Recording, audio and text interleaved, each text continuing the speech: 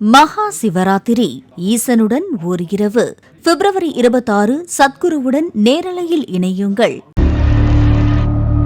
வங்கிக் கணக்கில் இருந்து சிறு தொகையிலான பணம் பிடித்துவிட்டால் பலரும் அலட்சியமாக இருக்கும் அதே நேரத்தில் சாமானியன் ஒருவன் போராடி பணத்தை மீட்ட சுவாரஸ்ய சம்பவம் நடந்திருக்கிறது. பெங்களூரு ராஜராஜேஸ்வரி நகரை சேர்ந்த அரசு ஊழியர் ஒருவர் கடந்த 30 ஆண்டுகளாக தேசிய வங்கி ஒன்றில் கணக்கு வைத்திருந்துள்ளார். இந்த நிலையில் கடந்த 10ஆம் தேதியன்று வேறு ஒரு வங்கியை சேர்ந்த ஏடிஎம்மில் அந்த நபர் 5000 ரூபாய் பணம் எடுத்துள்ளார். அப்போது வங்கி கணக்கில் இருந்து 24 ரூபாய் 78 காசுகள் பிடிக்கப்பட்டுள்ளது. இது அவருக்கு மிகுந்த ஆச்சரியத்தை ஏற்படுத்தியது. ஏனென்றால் மாதத்தில் முதல் முறை வேறு ஏடிஎம்மில் பணம் எடுத்தால் பணம் பிடிக்கக்கூடாது என விதிமுறை உள்ளது. இதனால் நேரில் வங்கிக்கு சென்று கேட்டபோது வங்கி அதிகாரிகள் இமெயில் அனுப்புங்கள் என கூற அவரும் 11 மற்றும் 13 என 2 தேதிகளில் 2 முறை புகாரை மெயிலில் அனுப்பியுள்ளார். பின்னர் இந்த சம்பவம் குறித்து வங்கியில் கேட்கும் போதெல்லாம் பரிசீலனை செய்து வருகிறோம் என வங்கி அதிகாரிகள் தட்டி கழித்திருக்கிறார்கள்.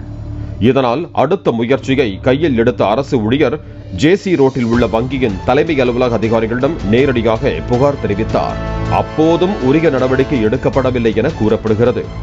ஆத்திரமடைந்து அரசு ஊழியர் 3வது முறையாக கடந்த 15ஆம் தேதி கடுமையான புகாரை வங்கிக்கு தெரிவித்துள்ளார். இந்த நிலையில் அதே தினத்திலேயே முதலில் 21 ரூபாயை அனுப்பிய வங்கி மீதம் 3 ரூபாய் 78 காசுகளையும் அவரது வங்கி கணக்கிற்கு திருப்பி அனுப்பியுள்ளது. மாதவன் நடிப்பில் 2024ஆம் ஆண்டு வெளியான ஹிசாப் பராபர் படத்தில் வங்கிகள் வாடிக்கையாளர்களின் கணக்கில் இருந்து சிறிய தொகைகளை எப்படி பிடித்தம் செய்து பெரிய லாபம் சம்பாதிக்கின்றன என்பதை பேசியிருக்கும். இந்த நிலையில் வங்கி பிடித்த 24 ரூபாய் 78 காசை 5 நாட்களில் போராடி பெற்ற அரசு ஊழியரை பலரும் பாராட்டி வருகின்றனர்.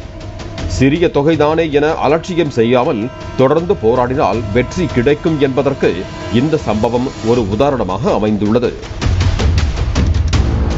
மகா சிவராத்திரி ஈசனுடன் ஓர் இரவு பிப்ரவரி 26 சத்குருவுடன் நேரலையில் இணையுங்கள்.